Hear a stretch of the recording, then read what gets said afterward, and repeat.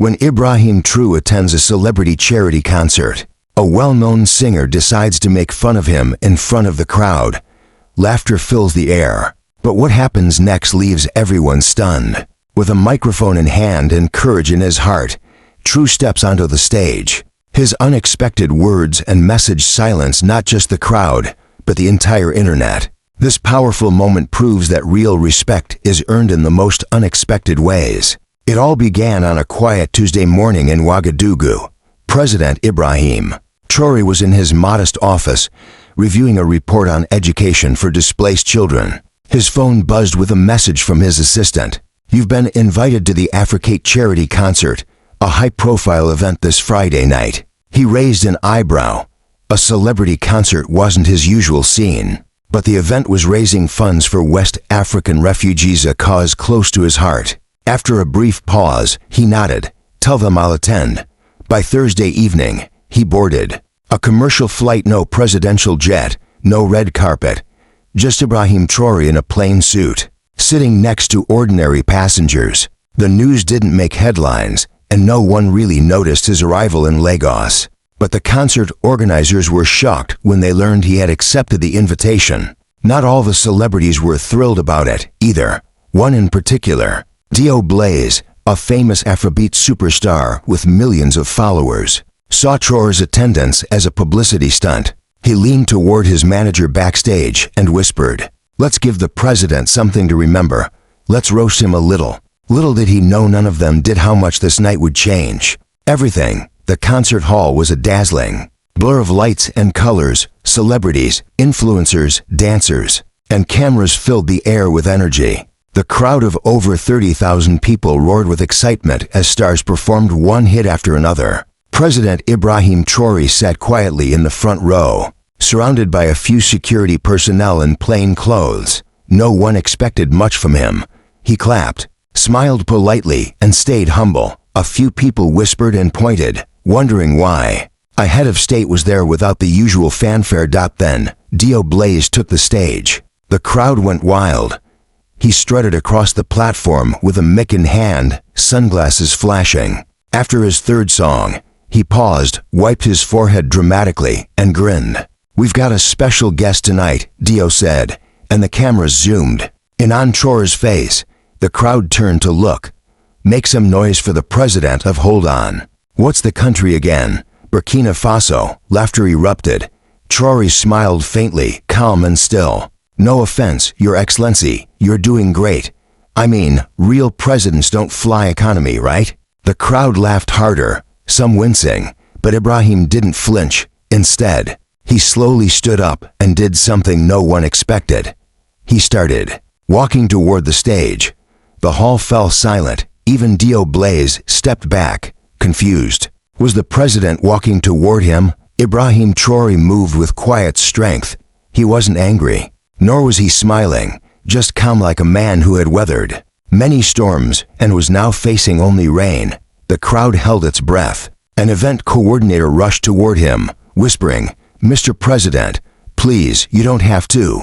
He gently placed a hand on the coordinator's shoulder and whispered, "It's all right." When he reached the stage, Dio hesitated before handing him the mic, unsure if this was part of the joke.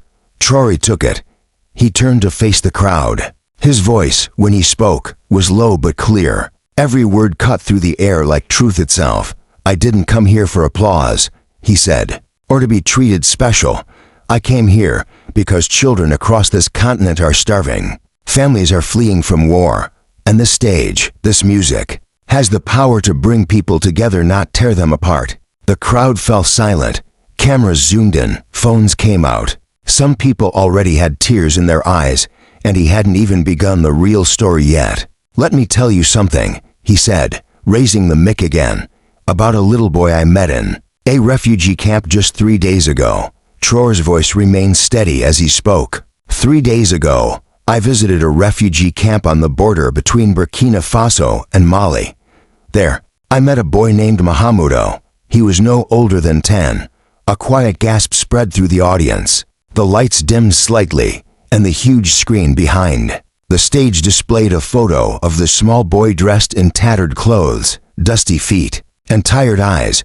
but holding a stick like it was a sword. He had no shoes, no parents. He told me, "President, I want to be a doctor.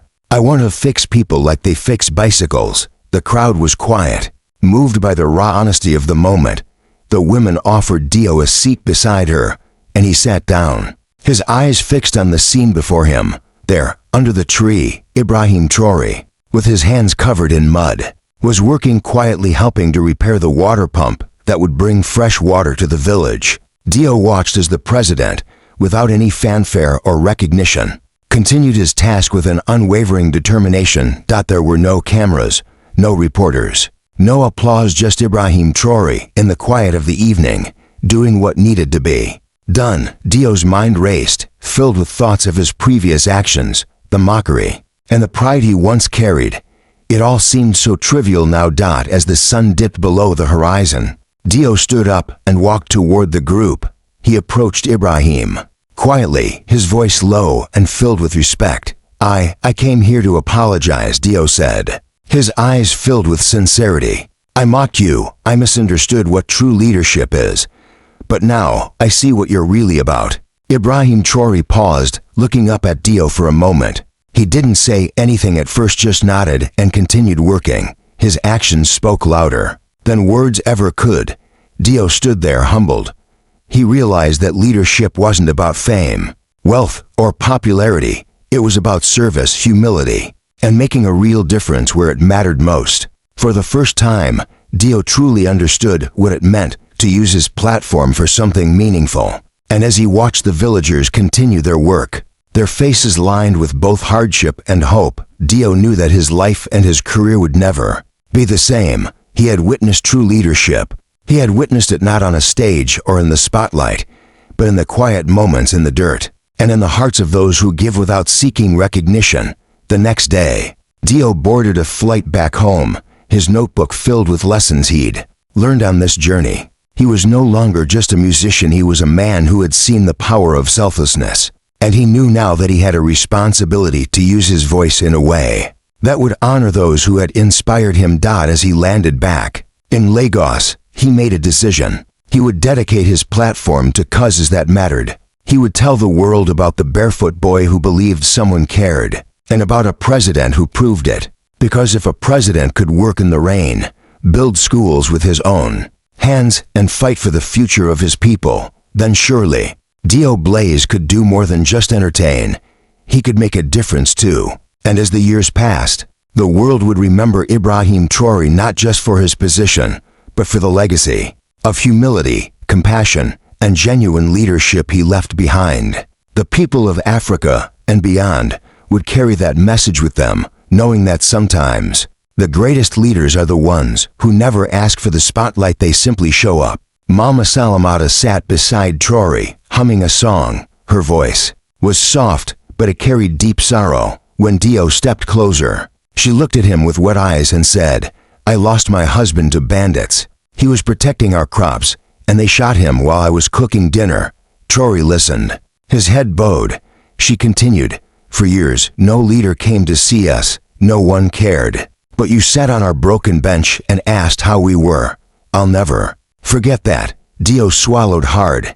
His lips trembled. He slowly approached Traoré and knelt in the dirt beside him. "Mr. President," he said, "I came to apologize. I spoke without knowing your heart." Traoré looked into his eyes, then at the women around them. "Listen now," he said, not to Dio, but to them. That night, under the stars, the widows sang songs of loss, of love, of children gone and fields abandoned, and Dio, the famous singer, for the first time in his life, just listened.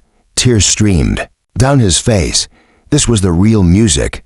The night sky sparkled above the village of Sapane. Traoré stood beside a small fire, his hands stained from repairs, his eyes heavy from the day's work. Dio Blaze remained seated, humbled, changed. Around them, villagers gathered, sharing stories, tea, and tears. A young boy no older than 7 tapped Dio on the shoulder. "Will you sing for us?" Dio hesitated, but Traoré placed a hand on his shoulder, seeing something real, something for them. Dio took a deep breath, stood, and instead of singing one of his hits, he sang a lullaby, his grandmother once sang to him. His voice cracked with every line. The crowd closed their eyes, some began to hum, some wept. When the last note faded, silence wrapped around them like a blanket. Traoré stepped forward. "Tomorrow, we build a well here," he announced softly. "No woman here should carry water from miles away." Again, cheers broke out, and then Dio whispered, "Let me fund it. All of it." The crowd gasped. Traoré smiled not because of the money, but because a heart had been changed that night. Two men, one a president, the other a performer, sat under the stars, and something greater than fame was born. By Tuesday morning, news had spread across Burkina Faso.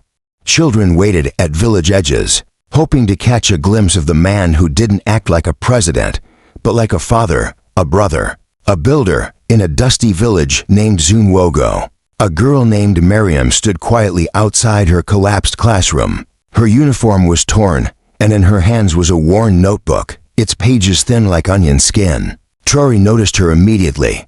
"Why aren't you in school, little one?" he asked gently. She looked down. "Our school fell last year. We just sit on stones and wait for the rain to stop." Traoré knelt beside her and took the notebook. On its last page was a drawing of a house with children inside and a flag flying above it. "This is my dream school," Miriam said. Something in her voice cracked Dio's heart in half. That afternoon, without any press, Traoré and Dio brought the villagers together. By sundown, shovels were in hand, and the first bricks of Miriam's dream school were laid. She hugged Traoré tightly. "Will you come when it's finished?" He smiled. "I'll come before it is. And I'll sit with you in the front row." That night, while the villagers danced around the campfire, Dio noticed something unusual, an old scar on Traoré's wrist. "What happened there?" he asked quietly. Traoré hesitated, then replied, "When I was 10, my village was attacked. My brother hid me in a grain bin before running out to distract the fighters. He never came back."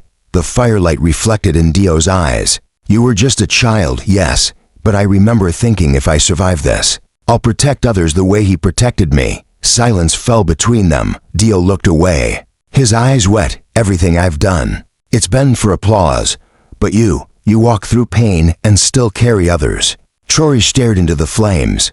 "No man chooses his scars, but we can choose what they mean."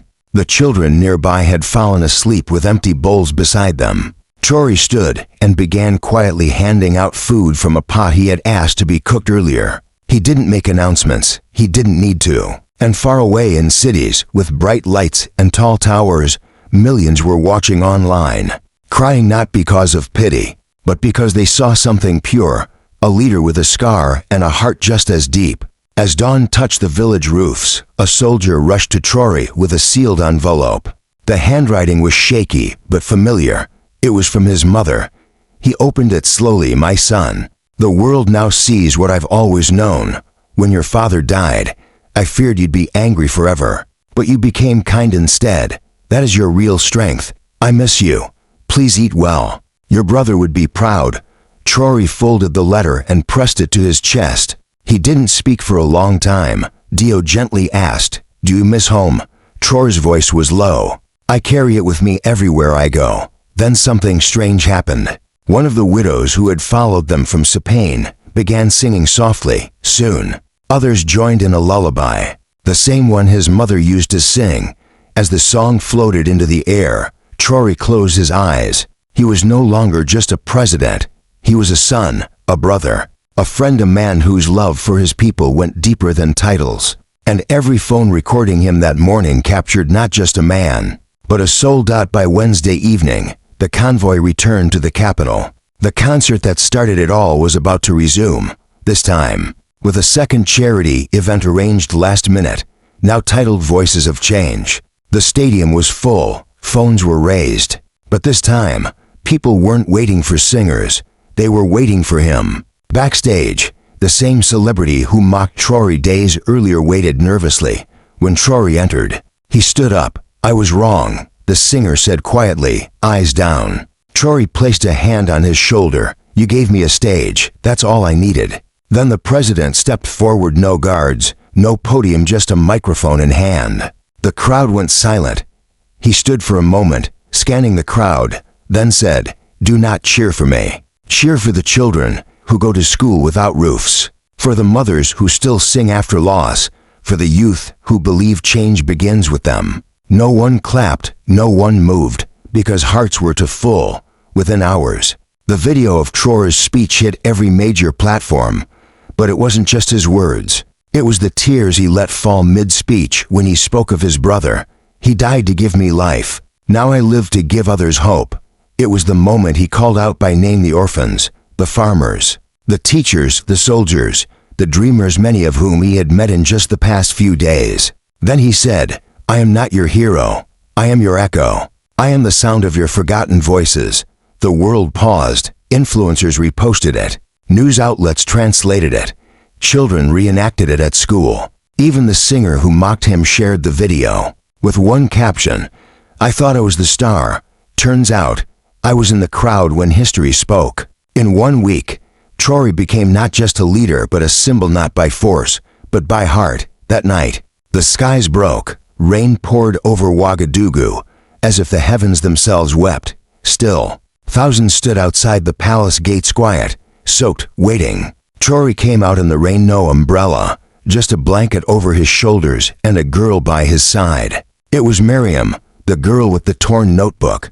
She held a microphone, trembling, and said, "He said he'd sit with me in class. He did more. He gave us hope again." The crowd clapped softly, then louder, then thundered. Tears and rain blended across faces, and right there, with the entire world watching, Ibrahim Traoré whispered a vow, "As long as I live, I will never let your dreams get wet again." The screen fades to black. Dear viewers, if this story touched you, if your heart felt what the people felt, if your eyes held tears, if your soul found hope again, then don't just scroll. Hit that like button, subscribe to the channel, and, most importantly, drop a comment below telling us, what would you do if you had a mic like Traoré's? Let's flood this comment section with respect. Let's echo his voice across the world. Because sometimes, the quietest man changes everything. Thank you for watching.